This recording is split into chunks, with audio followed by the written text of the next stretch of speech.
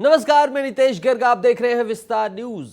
सुबह के 11 बज चुके हैं और वक्त है अब तक की सभी अहम खबरों का, बड़ी खबरों का। तो चलिए बुलेटिन की शुरुआत करते हैं, खबर विस्तार से देखते हैं। लेकिन पहली खबर, बड़ी खबर है भोपाल से, जहां आरजीपीवी घोटाले से जुड़ी हुई बड़ी खबर हम आपको बता रहे हैं। भोपाल के आरजीपीवी घोटाले में तत्कालीन कुलपति गिरफ्तार हुए हैं। रायपुर से आरोपी की गिरफ्तारी हुई है। आरोपी कुलपति सुनील गुप्ता की गिरफ्तारी हुई है। 20 करोड़ रुपए के घोटाले का यह आरोपी है। मामले में अब भी 2 आरोपी फरार चल रहे हैं। तो शिक्षा के मंदिर में लूट के मामले में बड़ी कार्रवाई की गई है। राजीव गांधी प्रौद्योगिकी विश्वविद्यालय मध्य प्रदेश के पूर्व कुलपति, तत्कालीन कुलपति गिरफ्तार हुए हैं जब घोटाले का आरोप लगा था।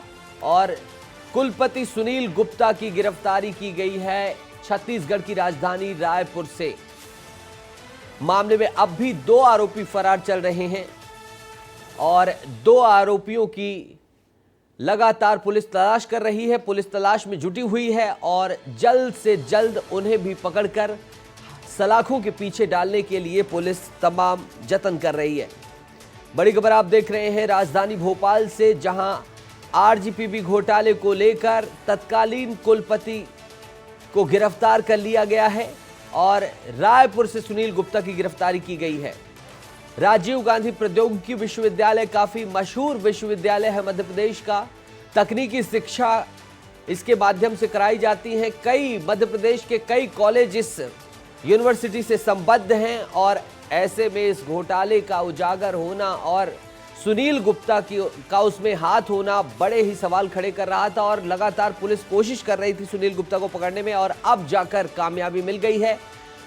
तत्कालीन कुलपति सुनील गुप्ता को गिरफ्तार कर लिया गया है जब घोटाला हुआ था और 2 आरोपियों को अभी भी पकड़ा जा रहा है। उनकी तलाश जारी है और पुलिस उनकी पड़ताल कर रही है। जैसे ही वो पकड़े जाते हैं, पुलिस भ्रष्टाचार जो कथित तौर पर हुआ है उसके आरोप में उन्हें सलाखों के पीछे पहुंचा देगी। तमाम कानूनी कार्रवाई की जाएगी।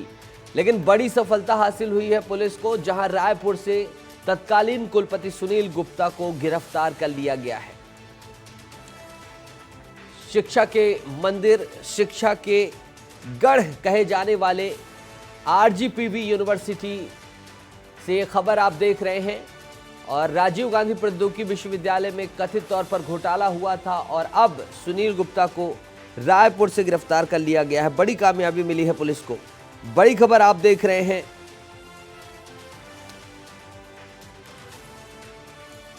खोमन साहू हमारे सहयोगी जुड़ गए हैं फोन लाइन पर। खोमन, क्या अपडेट है? सुनील गुप्ता पर क्या आरोप हैं और इन्हें गिरफ्तार करके कहां ले जाया गया है? देखिए नितेश, जिस तरीके से घोटाला सामने आया था पीवी की, उसके बाद से कुलपति को गिरफ्तार किया गया है। सुनील गुप्ता जिनका नाम है और रायपुर से गिरफ्तार किया गया है। रायपुर पुलिस ने गिरफ्तारी करने के बाद उनको अब भोपाल ले जाने की तैयारी कर रही है। पिछले कुछ दिनों पहले आपने देखा था कि विद्यार्थी परिषद के जो लोग हैं उन्होंने सीएम हाउस के बाहर प्रदर्शन किया था उनकी गिरफ्तारी को लेकर। उसके बाद से प्रशासन एक्टिव हुआ था और उसकी गिरफ्तारी हो गई है। करीब 20 करोड़ घोटाले का आरोप उनके ऊपर लगा है। अब भी 2 आरोपी फरार है नितेश। उसकी खोजबीन हाल की पुलिस कर रही है, लेकिन कहीं ना कहीं बड़ा घोटाला है और तत्कालीन जो कुलपति थे सुनील गुप्ता, उसको पुलिस ने गिरफ्तार कर लिया है। जी, 2 लोगों की तलाश भी जारी है, उनको लेकर क्या अपडेट है खोमन? देखिए, लगातार पुलिस से जब हमारी बातचीत हुई तो पुलिस का यही कहना है कि जो घोटाले के आरोपी है उनकी लगातार खोजबीन की जा रही है। अलग अलग तरीके से लोकेशन खंगाला जा रहा है, मोबाइल ट्रेस किया जा रहा है। जैसे सुनील गुप्ता गिरफ्तारी की गई है, बहुत जल्द भी जो 2 आरोपी फरार है उनकी भी गिरफ्तारी की जाएगी। अलग अलग तरीके से टीम बनाकर जो है उनका लोकेशन ट्रेस किया जा रहा है नीचे। ठीक है, तो रायपुर पुलिस को बड़ी सफलता मिली है। भोपाल के आरजीपीवी यूनिवर्सिटी में जो घोटाला हुआ था उसके मुख्य सरगना को पकड़ लिया गया। आगे बढ़ते हैं। हरियाणा के महेंद्रगढ़ में भीषण सड़क हादसा हुआ है। बस पलटने से 6 बच्चों की दर्दनाक मौत हुई है। दर्दनाक खबर है, दुखद खबर आ रही है। हादसे में कई स्कूली बच्चे घायल हुए हैं। सहम गया है हर कोई जो भी इस घटना के बारे में सुन रहा है। और हरियाणा के महेंद्रगढ़ में भीषण सड़क हादसा हुआ है। बस पलटने से 6 बच्चों की दर्दनाक मौत हो गई है। हादसे में कई स्कूली बच्चे घायल हुए हैं और ये दर्दनाक हादसा हरियाणा में हुआ है। तमाम पहलुओं की पुलिस जांच कर रही है। तमाम जो व्यवस्थाएं हैं उनको प्रशासन पहुंचा रहा है और हादसे में कई स्कूली बच्चे घायल हुए हैं, ये खबर सामने निकल कर आई है। घायलों का उपचार किया जा रहा है, उन्हें अस्पताल में ले जाया जा रहा है और तमाम प्रयास किए जा रहे हैं प्रशासन के द्वारा। महेंद्रगढ़ में यह भीषण सड़क हादसा हुआ है। 6 मासूम बच्चों की मौत हो गई है, दर्दनाक मौत हो गई है। कई स्कूली बच्चे घायल हो गए हैं और महेंद्रगढ़ में यह भीषण सड़क हादसा हुआ है। आगे बढ़ते हैं, धार चलते हैं, जहां धार के भोजशाला में सर्वे का 21वां दिन है आज और ईद के दिन भोजशाला में सर्वे का काम जारी है। एएसआई की टीम ने सुबह 8 बजे से सर्वे शुरू किया है। टीम के 18 अधिकारी कर्मचारियों के साथ 22 मजदूर मौजूद हैं। 8 बजे से सर्वे शुरू हुआ है। 18 अधिकारी कर्मचारियों के साथ 22 मजदूर मौजूद हैं, सर्वे कर रहे हैं। हिंदू पक्षकार भी भोजशाला पहुंच गए हैं। ईद को लेकर भोजशाला की सुरक्षा बढ़ाई गई है क्योंकि मुस्लिम समाज भी इस पर आधिपत्य का दावा करता है और हिंदू समाज भी आधिपत्य का दावा करता है। मंगलवार को हिंदू समाज पूजा करता है और शुक्रवार को मुस्लिम समाज यहां ईद अदा करता है और नमाज अदा करता है और आज ईद है, इसलिए मुस्लिम समाज यहां पर पहुंच रहा है। उसी को देखते हुए यहां कड़ी चाक चौबंद सुरक्षा की गई है और भोजशाला का सर्वे 21वें दिन पर पहुंच गया है। कल शुक्रवार है और कल यहां नमाज अदा की जाएगी। अभी तक स्मूथली सारा सर्वे हुआ है। हिंदू पक्ष की चाहे बात की जाए या मुस्लिम पक्ष की, दोनों ने ही सुलह करते हुए जो हाई कोर्ट के निर्देश हैं, सुप्रीम कोर्ट के निर्देश हैं, उनका पालन करते हुए सर्वे पर सहयोग किया है। सर्वे लगातार बढ़ रहा है। जो प्रतीक हैं, जो स्मृति चिन्ह हैं, जो चित्रकारी है, नक्काशी है, पिलर्स हैं, कलाकारी है, सब कुछ वीडियोग्राफी की जा रही है, फोटोग्राफी की जा रही है। कार्बन डेटिंग पद्धति से तमाम पहलू निकाले जा रहे हैं। जफर अशरफी हमारे जुड़ गए हैं सहयोगी। जफर, आज ईद है और भोजशाला का सर्वे भी चल रहा है, इसे लेकर तमाम चाक चौबंद व्यवस्थाएं भी की गई हैं, क्या अपडेट है जफर? देखिए नीतीश, जिस तरीके से आज 21वां दिन है और 21वें दिन आज ईद का त्योहार है, मुस्लिम समाज के लिए एक बड़ा त्योहार है, लेकिन इसी बीच जो भोजशाला परिसर है वहां पर ईद की नमाज नहीं अदा की जाती है। जो मस्जिद लाट मस्जिद जिसे कहा जाता है, वहां पर नमाज अदा की जाती है।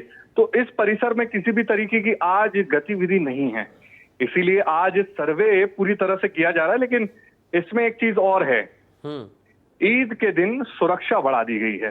पूरे शहर में जो है पुलिस व्यवस्था बढ़ा दी गई है। जी जफर बोले, कितने पुलिस बल को तैनात किया गया है, कहां कहां डिप्लॉयमेंट किया गया है और ईद को लेकर जो प्रबंधन है वो क्या रहता है?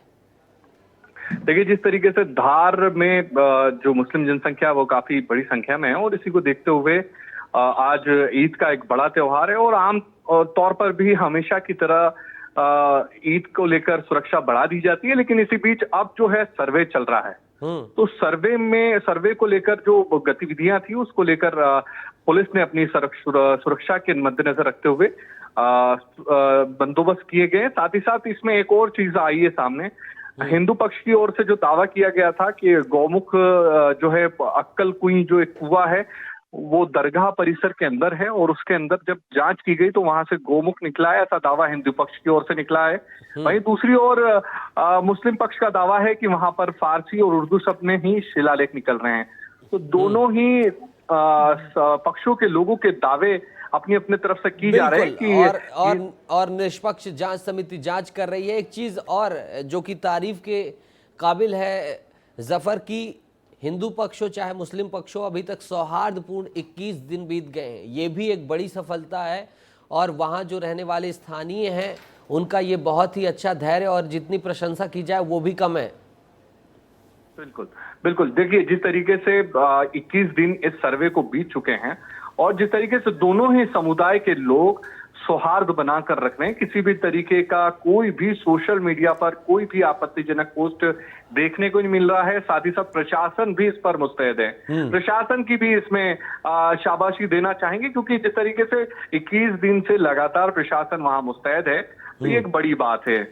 तो कुल मिलाकर आज नमाज वहां अदा नहीं होगी। जफर ने जानकारी दी, नमाज अलग जगह होगी। ईद है कल, शुक्रवार की नमाज को लेकर जो प्रबंधन है वो वैसा ही रहेगा कि यानी कि नमाज यहीं परिसर में अदा होगी।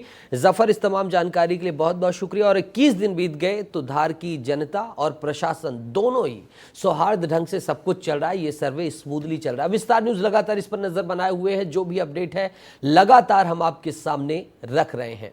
आगे बढ़ते हैं, चलेंगे सारंगगढ़ बिलाईगढ़।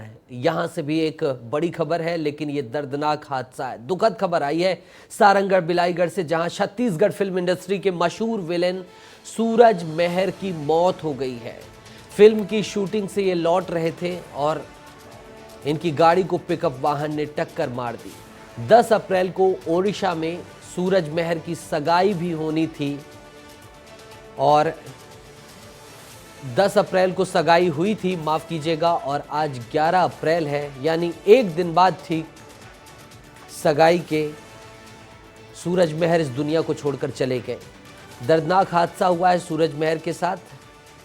तस्वीर आप देख सकते हैं, चिर परिचित एक्टर हैं और पूरे छत्तीसगढ़ में लोकप्रियता ख्याति प्राप्त एक्टर हैं।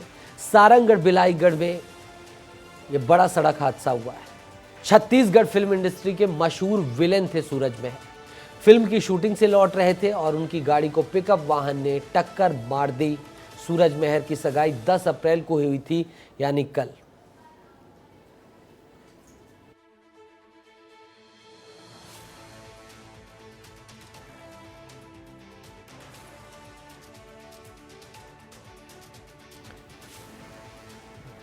पंद्रह अप्रैल को बीजेपी रायपुर लोकसभा प्रत्याशी बृजमोहन अग्रवाल नामांकन भरेंगे। नामांकन में मुख्यमंत्री विष्णुदेव साय शामिल होंगे। बुधवार को बृजमोहन अग्रवाल ने प्रेस कॉन्फ्रेंस करके जनता के सुझाव के लिए टोल फ्री नंबर जारी किया है। इस दौरान कवासी लखमा और चरणदास महंत के बयान को लेकर मंत्री बृजमोहन अग्रवाल ने कांग्रेस डूबती हुई नैया है ये कहा। आप आसमान की तरफ मुंह करके थूकेंगे तो आपके मुंह में ही पड़ेगा, उनका ये भी कहना था। बृजमोहन अग्रवाल ने यह भी बताया कि वे 15 अप्रैल को अपना नामांकन भरेंगे। उनके नामांकन में प्रदेश के मुख्यमंत्री विष्णुदेव साय उनके साथ मौजूद रहेंगे। अब कांग्रेस के नेता ही कांग्रेस को डुबोने में लगे हैं और इस प्रकार के बयानों के बाद तो उनकी नैया डूबना तय है। कांग्रेस दिमागी रूप से दिवालिया हो गई है। कांग्रेस के शीर्ष नेतृत्व का किसी भी प्रकार का कोई नियंत्रण अब अपने नेताओं के ऊपर में नहीं बचा है। कांग्रेस के नेताओं हार की खींच निकालने के लिए अगर आप आसमान की तरफ मुंह कर थूकोगे तो वो आपके ऊपर ही गिरेगा। आगे बढ़ेंगे और राजनांदगांव चलेंगे, जहां विवादित बयान के बाद नेता प्रतिपक्ष चरणदास महंत ने अब देश के प्रधानमंत्री नरेंद्र मोदी के खिलाफ कुछ भी बोलने से तौबा कर लिया है। चुनाव प्रचार में गौरेला पहुंचे चरणदास महंत ने मीडिया से हाथ जोड़ते हुए कहा कि मैं अब प्रधानमंत्री मोदी के बारे में कुछ नहीं बोलना चाहता हूं। उन्होंने कहा कि यह बात उनके परिवार वालों, मुख्यमंत्री, भक्तों और मंत्रिमंडल को बता दीजिए। प्रधानमंत्री के खिलाफ दिए विवादित बयान के बाद नेता प्रतिपक्ष के खिलाफ FIR दर्ज हो चुकी है। इस दौरान चरणदास महंत की मौजूदगी में 2023 के मरवाही विधानसभा JCCJ प्रत्याशी गुलाब सिंह राज कांग्रेस में भी शामिल हुए। इसके अलावा कोरबा लोकसभा भाजपा प्रत्याशी सरोज पांडे और वर्तमान सांसद ज्योत्सना महंत के निष्क्रियता वाले आरोप पर भी उन्होंने प्रतिक्रिया दी है। यानी कि सरोज पांडे ने ज्योत्सना महंत को निष्क्रिय कहा था और इसी पर भी उन्होंने प्रतिक्रिया दी है। मैं नरेंद्र मोदी के बारे में कुछ नहीं बोलना चाहता, ये आप सबके सामने कह रहा हूं। और ये नरेंद्र मोदी जी उनके भक्तों को, उनके परिवार वाले मंत्री, मुख्यमंत्री को बता दीजिएगा। धन्यवाद। लोकसभा चुनाव से पहले राजनीतिक दल छत्तीसगढ़ की सभी 11 लोकसभा सीटें जीतने के लिए एड़ी चोटी का दम लगा रहे हैं। आधुनिक प्रचार के साथ ही टोटके का भी निवारण कर रहे हैं और यही कारण है कि मुख्यमंत्री विष्णुदेव साय के दौरे से पहले बिंद्रा नवा गांव में होने वाले सभा का मंच कांदा डोंगर की ओर से किया गया है। नेताओं की मान्यता के अनुसार कुलेश्वर देवी कांदा डोंगर में वास करती हैं। इस डोंगर के विपरीत मुख हुआ तो परिणाम विपरीत आते हैं।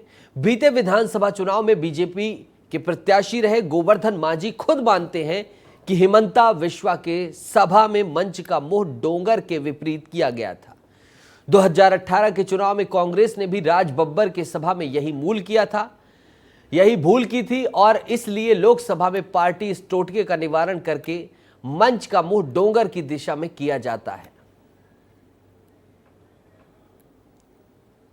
राज बब्बर भी आए थे तो उधर लगा तो ऐसी हुआ, और जब मैं एक बार चुनाव लड़ा था तो इस दिशा में इस समय रमन सिंह आए थे। तो उस समय हमारी जीत हुई तो बोले ये हमारे जो 84 गढ़ की जो देवी है कांदा डोंगर, तो ये बहुत बड़ी देवी है, इसलिए उसको पीछे करना ठीक नहीं है। ऐसा गांव वालों की भी मान्यता है। और उन्होंने जो कहा हमको भी लगा कि मेरी गलती हो गई थी। अपन उस समय अभी यहाँ पे नहीं आ पाए थे, अपन रह गए थे वहाँ जाकर पारा में। तो उन्होंने जो कहा वो अमल किया जा रहा है, उसका इस समय अमल किया जा रहा है। इस वक्त लखनऊ से एक बड़ी खबर आ रही है, जहां चुनाव के ठीक पहले बीएसपी को बड़ा झटका लगा है। बीएसपी सांसद मलूक नागर ने इस्तीफा दे दिया है। बीएसपी अध्यक्ष को मलूक नागर ने इस्तीफा भेज दिया है। बिजनौर से बीएसपी सांसद हैं मलूक नागर। तो चुनाव के ठीक पहले बीएसपी सांसद मलूक नागर ने इस्तीफा दे दिया है। बहुजन समाज पार्टी को एक और करारा झटका लगा है। चुनाव से ठीक पहले इन्होंने इस्तीफा दिया है। बिजनौर से बीएसपी सांसद हैं और लोकसभा चुनाव से पहले इन्होंने अपना इस्तीफा सौंप दिया है। ये इस्तीफे की प्रति भी आप देख सकते हैं विस्तार न्यूज में, जहां इन्होंने इस्तीफे की वजह लिखते हुए इस्तीफा दे दिया है। बीएसपी अध्यक्ष को मलूक नागर ने इस्तीफा भेज दिया है। चुनाव से ठीक पहले बीएसपी को कड़ा झटका लगा है। एक तरफ भारतीय जनता पार्टी ने कल ही अपनी सूची जारी की थी। बीएसपी ने महागठबंधन से जुड़ने के लिए, इंडी गठबंधन से जुड़ने के लिए मना किया और अब बीएसपी को एक और झटका लगा। आदर्श हमारे सहयोगी जुड़ गए हैं। आदर्श, सांसद मलूक नागर ने इस्तीफा दे दिया, क्या बताइए वजह?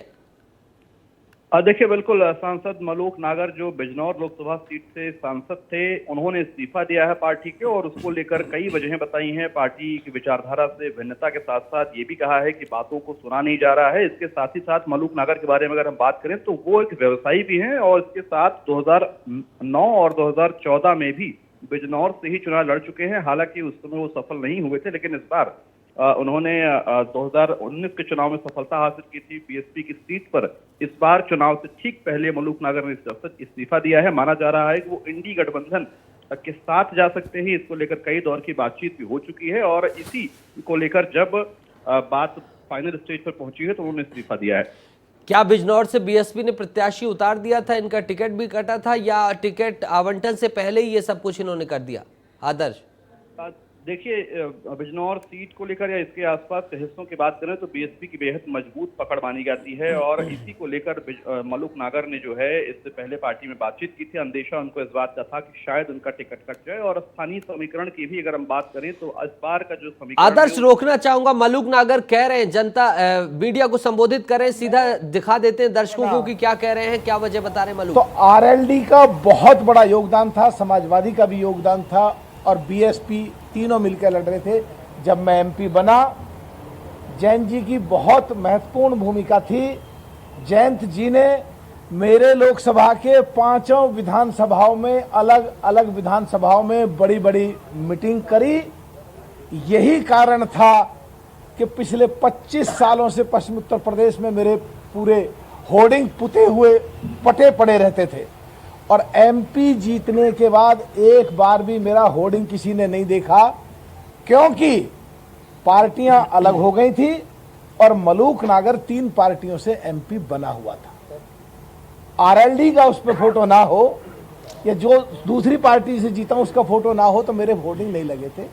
चाहे संसद रही हो, चाहे देश के राष्ट्रीय नेशनल चैनल रहे हो, हमेशा मैंने जब भी जरूरत पड़ी कुमारी बहन मायावती जी के साथ जैन जी की तारीफ की, और जब जब भी जरूरत पड़ी देश की संसद में खड़े होकर party, politics, MLA, MP, minister सबसे ऊपर उठ के देश के लिए क्या जरूरत थी, अगर देश के लिए सरकार ने अच्छा काम करा तो खुल के हमने तारीफ करी, और अगर सरकार के काम में कहीं खामियां थी तो आराम से उन कमियों का उजागर करा, लड़े, जूझे, भिड़े, टकरे।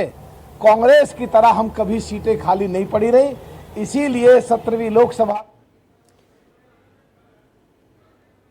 तो बिजनौर से बीएसपी सांसद मलूक नागर ने आरएलडी का दामन थाम लिया है। जयंत चौधरी उनको आरएलडी का गमछा पहनाते हुए भी नजर आ गए हैं। उन्होंने विचारधाराओं से लेकर तमाम मुद्दों की बात कही है कि ये था, वो था, ऐसा था, इसलिए अब मैं पार्टी छोड़ रहा हूं। लेकिन एक सवाल जो पीछे वाजिब छूट रहा है वो ये है कि क्या बीएसपी का जनाधार सिमट रहा है? जमीन पर अब बीएसपी के नेता भाग रहे हैं, दूसरे दलों पर जा रहे हैं, ये सवाल बचा है।